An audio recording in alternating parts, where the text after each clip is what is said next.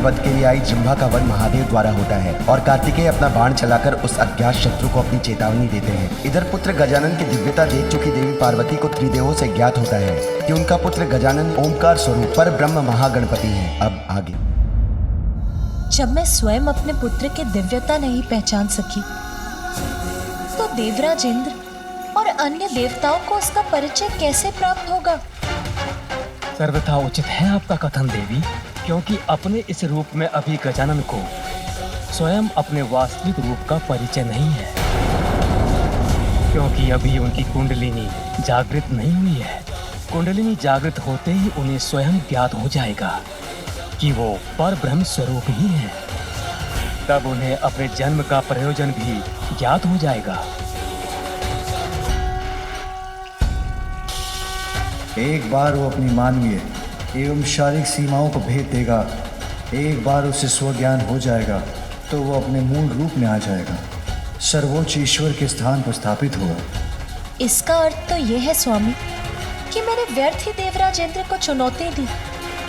एक दिन ऐसा आएगा जब स्वयं मेरा पुत्र गजानन देवराज इंद्र को अपना वास्तविक परिचय देगा। माँ, पिताश्री।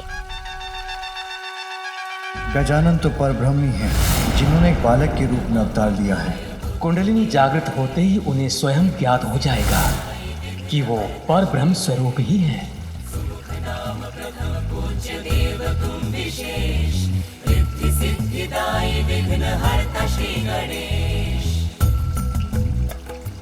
मुझे आप सभी की दृष्टि से ओझल हुए इतना समय हो गया और आप में से किसी ने भी ध्यान नहीं दिया।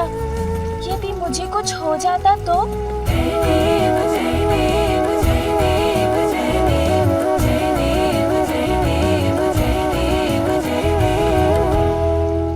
वो तो अच्छा था कि उन गंजी के पास इतने सारे फल थे, अन्यथा भूख के कारण मेरी अवस्था बहुत विकट हो जाती। किंतु माँ, मुझे अभी भी बहुत भूख लगी है। चलो पुत्र, भीतर चलो, मैं तुम्हें और दुग्ध देती हूँ। नहीं माँ, अब दुग्ध नहीं, अब मुझे भोजन चाहिए, जैसा भैया को प्राप्त होता है वैसा भोजन। अरे, हमारे पुत्र गजानन को अभी तक भोजन प्राप्त नहीं हुआ। नहीं मामा जी। देवी पार्वती, ये तो सर्वथा अनुचित। उसे अवश्य भोजन मिलना चाहिए। किंतु भ्राता श्री हरि नारायण, मैं उसे अभी अन्न कैसे दे सकती हूँ? उसका अन्नप्राशन। प्रिय, स्वयं अन्नपूर्णा है आप, गजानन की माता है, इसलिए आपको स्वयं गजानन का अन्नप्राशन करवाना चाहिए। आहा, मेरा अन्नप्राशन। इससे शुभ भला और क्या हो सकता है। देवी लक्ष्मी, देवी सरस्वती एवं ब्रह्मदेव और विष्णुदेव की उपस्थिति में यदि आपके हाथों से गजानन का अन्नप्राशन किसी भी दिव्य उत्सव से किसी भी रूप में कम नहीं है। उचित है नाग, मैं स्वयं अपने पुत्र गजानन का अन्नप्राशन करूंगी और अन्नप्राशन के बाद उसकी कुंडलिनी जागृत करने के लिए उसकी शिक्षा प्रारंभ करूंगी।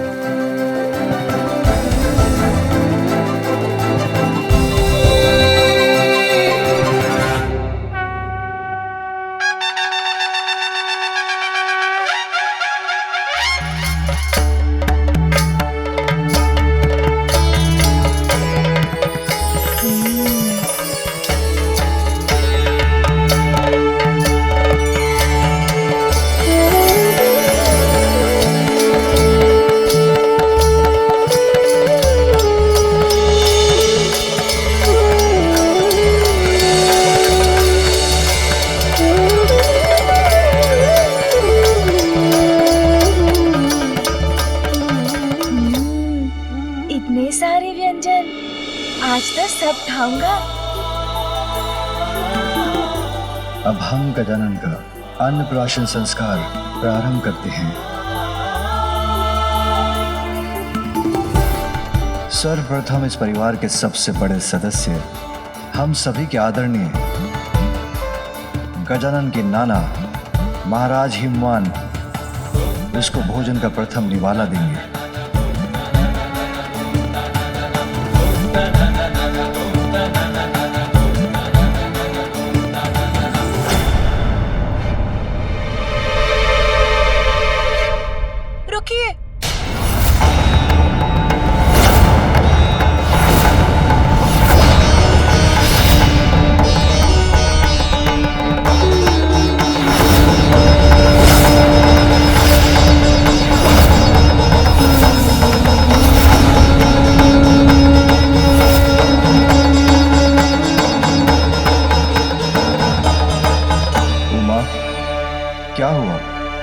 गजानन का अन्नप्राशन प्रारंभ होने के पूर्व ही तुमने उसे रोक दिया। स्वामी, 56 भोग व्यंजनों से सज्जित है ये थाल, किंतु इसे देखकर पूर्णता का आभास नहीं हो रहा है मुझे। कुछ तो अवश्य अभी भी शेष है। मैं कुछ नहीं बोलूंगी, किंतु शेष है? अब क्या शेष है पुत्री? अब तो बस गजानन का अन्नप्राशन ही शेष है। कुछ शेष नहीं माँ मेरे उदर में, बस मेरे द्वारा इन स्वादिष्ट व्यंजनों का भोग लगाना ही शेष है। विलंब के लिए मैं क्षमा प्रार्थी हूँ, किंतु जो उचित है उसी का होना अनिवार्य है। मेरे पुत्र के अन्नप्राशन का प्रथम आहार ये 56 व्यंजन नहीं, कुछ और होगा। कुछ और होगा? क्योंकि जो विशेष है अभी वही शेष है। आप सभी अपना स्थान ग्रहण कीजिए, तनिक प्रतीक्षा कीजिए, मैं अभी वो विशेष व्यंजन लेकर आती हूँ।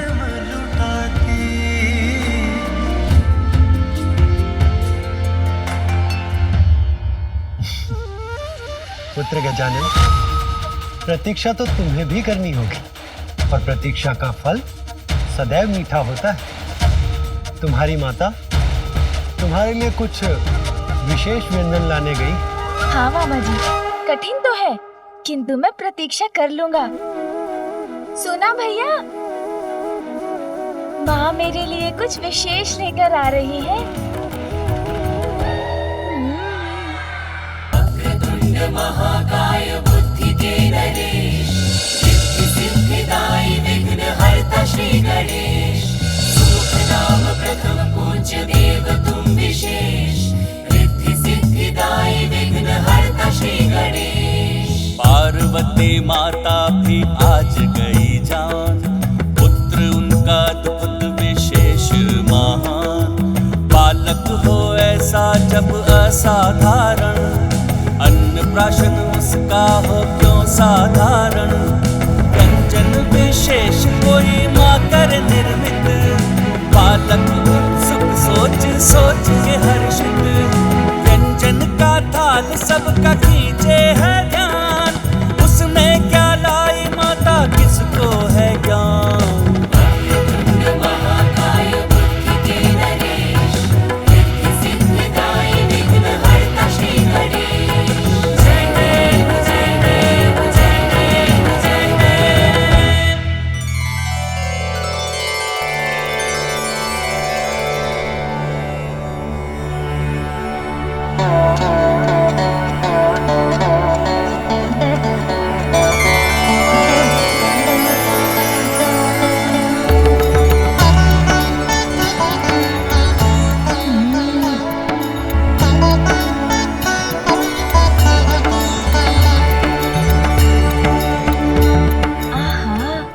सुंदर है ये, अवश्य बहुत स्वादिष्ट भी होगा।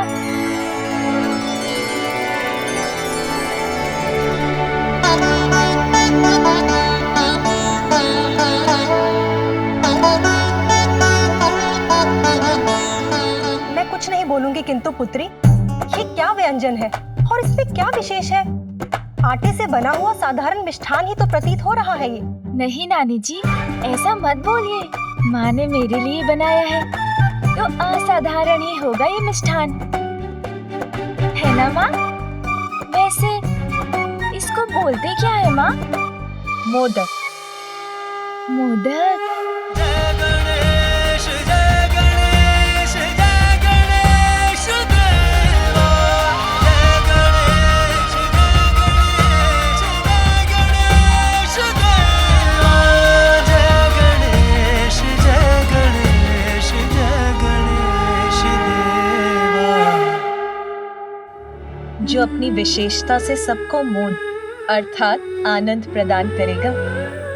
पुत्र, माता उचित कहती है, दिखाई देने में तो साधारण ही है ये, किंतु उचित तो तुम्हारा भी कथन है पुत्र, क्योंकि ये मोदक भीतर से अत्यंत असाधारण है। मैं कुछ नहीं बोलूंगी, किंतु समझ नहीं आया, भीतर से असाधारण? जैसे तुम हो, जैसा मैं तुम्हें बनाना चाहती हूँ, वैसा ही है ये मोदक। आप मुझे मोदक जैसा बनाना चाहती हैं माँ, किंतु उसे खाए बिना, उसके स्वाद को जाने बिना मैं उसके समान कैसे बन सकता हूँ?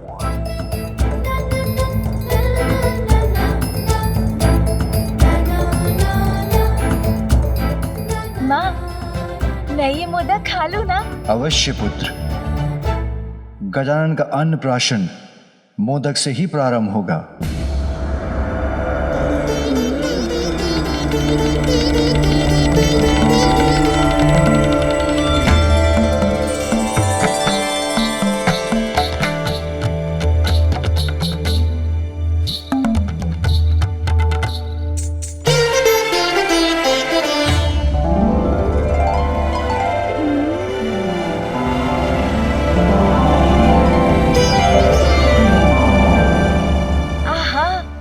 सत्य कहा था माँ आपने, जितना भीतर जाओ इसका असाधारण स्वाद तो बढ़ता ही जाता है।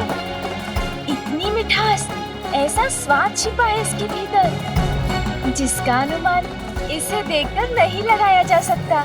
हाँ पुत्र, जैसे मोदक को देखकर कोई नहीं जान सकता कि उसमें कितनी मिठास है, वैसे ही हम सबके भीतर परमात्मा रूपी सुंदर सत्य का वास है।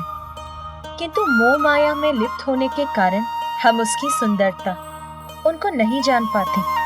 उनका परिचय तो मोह माया त्याग कर ही प्राप्त होता है, समझे? हाँ माँ।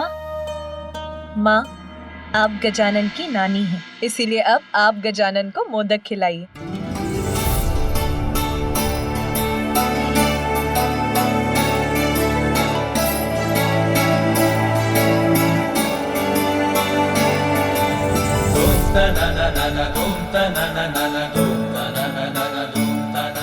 आनंद आ गया माँ, बहुत स्वादिष्ट है मोदक। किंतु माँ, ये मोह माया क्या होता है जिसे त्यागना इतना आवश्यक है? हाँ माँ, और इस मोह माया से छुटकारा पाने का उपाय भी बताइए ना। हाँ पुत्र, आत्मा परमात्मा का ही तो अंश है। अच्छे कर्म से ही परमात्मा को पाया जा सकता है, यही तो जीवन का परम उद्देश्य है। किंतु सांसारिक सुखों की लालसा, निज स्वार्थ और इच्छाओं के माया जाल से भ्रमित होकर सभी जीव उन परमात्मा को ही भुला बैठे हैं। तो फिर इस परम उद्देश्य को प्राप्त करने के लिए हमें क्या करना चाहिए माँ? पुत्र, सत्य की साधना, माया को भेदने वालों की समस्त शक्तियाँ और कुंडलिनियाँ जागृत हो उठती हैं और उन्हें अपने भीतर बसी परमात्मा की शक्ति और उनकी सुंदरता से परिचय कराती हैं। वैसे ही पुत्र, जैसे मोदक के भीतर का स्वाद लेने पर ही इसकी वास्तविक मिठास का आनंद प्राप्त होता है। स्वामी, अब आप गजानन को मोदक खिलाइए।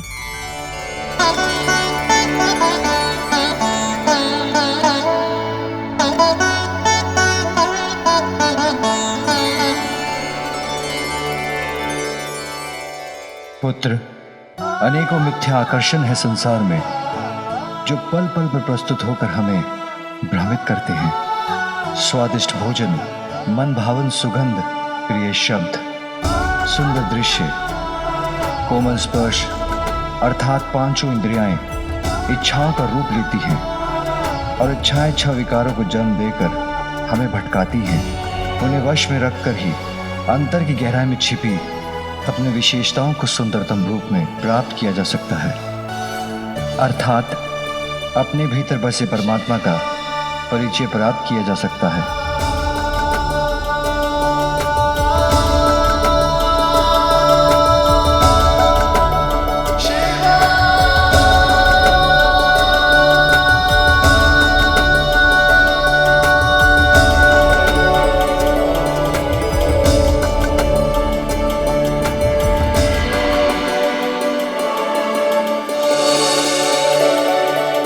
अपनी अंतरात्मा में झांककर अपने अवगुणों को दूर करना, बुराई का मार्ग त्याग कर अच्छाई के मार्ग पर चलना, गुणों को निखारना, परमात्मा से मिलन के अपने परम उद्देश्य पर स्थिर रहना, अपने भीतर छिपी सुंदरता से संपूर्ण जगत को आनंदित करना, जीवन के इसी परम ज्ञान का प्रतीक है ये मोदक।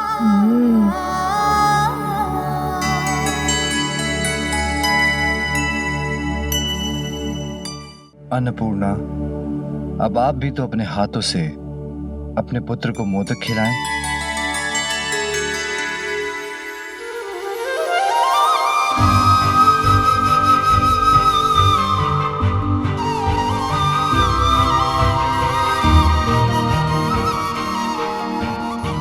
लो पुत्र।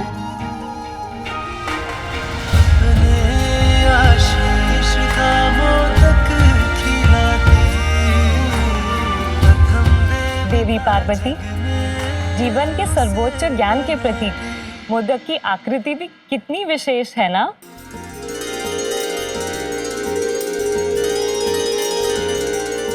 हाँ देवी लक्ष्मी, मोदक का आकार तो महाशून्य के ही समान है। माँ, मुझे कुछ समझ में नहीं आया। ये महाशून्य क्या होता है?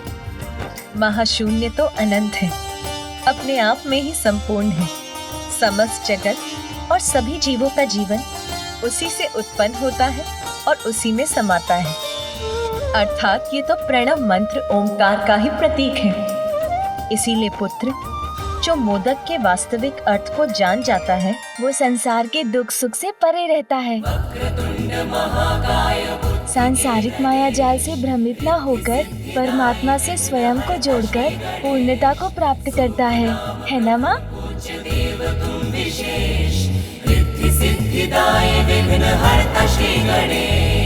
बालक का भाल जो स्पर्श की उमा, शक्ति के ज्ञान से बालक हुआ युक्ता।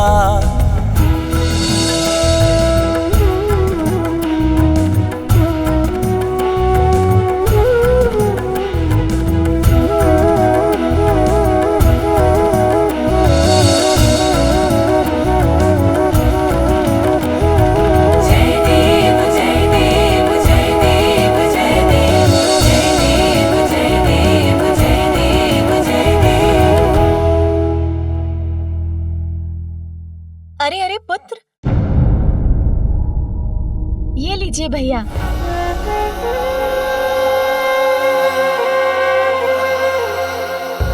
माता, ये मोदक का ही प्रभाव है जो गजानन अपना भोजन मुझसे बांटना सीख गया।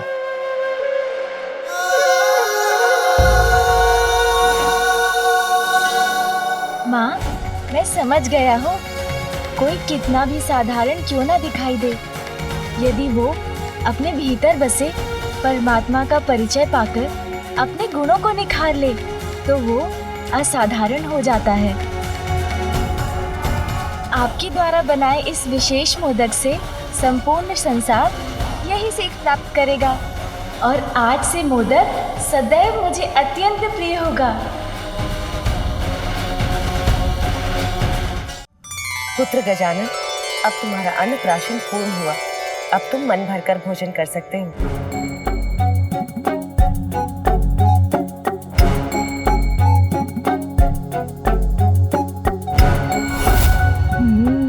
आज तो मन भरकर भोजन करूंगा।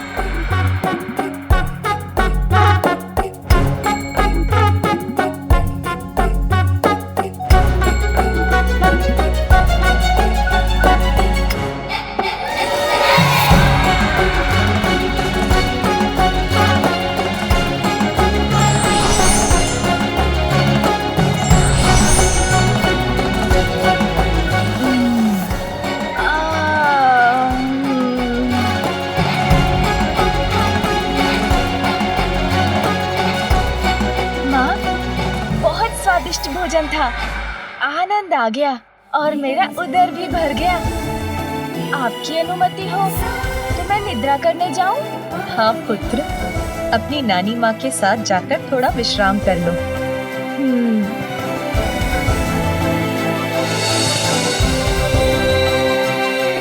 आज विश्राम कर लो पुत्र, क्योंकि कल से तुम्हें श्रम जो करना होगा। कठोर तप कर शक्ति और दिव्यता की साधना करनी होगी।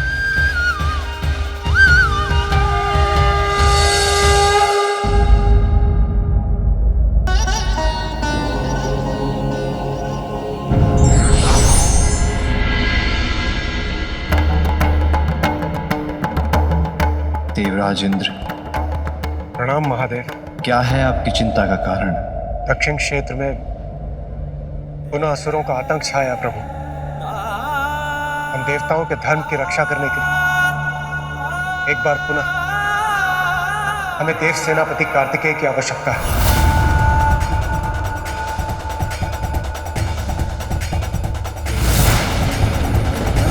अभी तो मैंने अपने लाल को ठीक से अपने हृदय से भी नहीं लगाया। कहीं नहीं जाने दूंगी मैं अपने पुत्र को। अपने पुत्र को अपने से विलग नहीं होने दूंगी और आपको भी ऐसा नहीं करने दूंगी।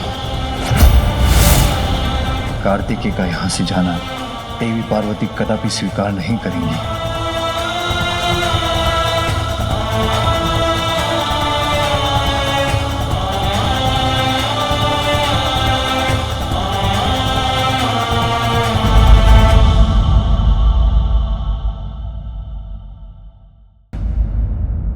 जब मैं स्वयं अपने पुत्र की दिव्यता नहीं पहचान सकी, तो देवराज इंद्र और अन्य देवताओं को उसका परिचय कैसे प्राप्त होगा?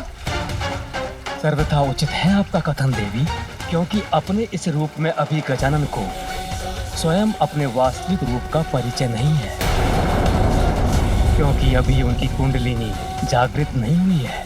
कुंडलिनी जागृत होते ही उन्हें स्वयं ज्ञात हो जाएगा कि वो पर ब्रह्म स्वरूप ही है। तब उन्हें अपने जन्म का प्रयोजन भी ज्ञात हो जाएगा। एक बार वो अपनी मानवीय एवं शारीरिक सीमाओं को भेद देगा, एक बार उसे स्वज्ञान हो जाएगा तो वो अपने मूल रूप में आ जाएगा, सर्वोच्च ईश्वर के स्थान पर स्थापित होगा। इसका अर्थ तो यह है स्वामी कि मैंने व्यर्थ ही देवराज इंद्र को चुनौती दी। एक दिन ऐसा आएगा जब स्वयं मेरा पुत्र गजानन देवराज इंद्र को अपना वास्तविक परिचय देगा। माँ, पिताश्री। गजानन तो परब्रह्म ही हैं, जिन्होंने एक बालक के रूप में अवतार लिया है। कुंडलिनी जागृत होते ही उन्हें स्वयं ज्ञात हो जाएगा कि वो पर ब्रह्म स्वरूप ही है।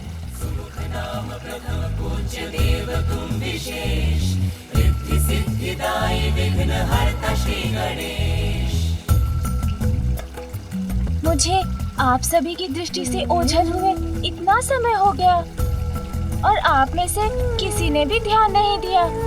यदि मुझे कुछ हो जाता तो?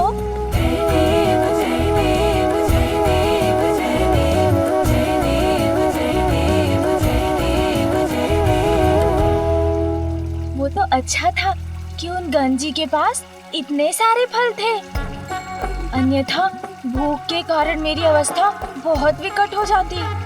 किंतु माँ, मुझे अभी भी बहुत भूख लगी है। चलो पुत्र, भीतर चलो, मैं तुम्हें और दुख देती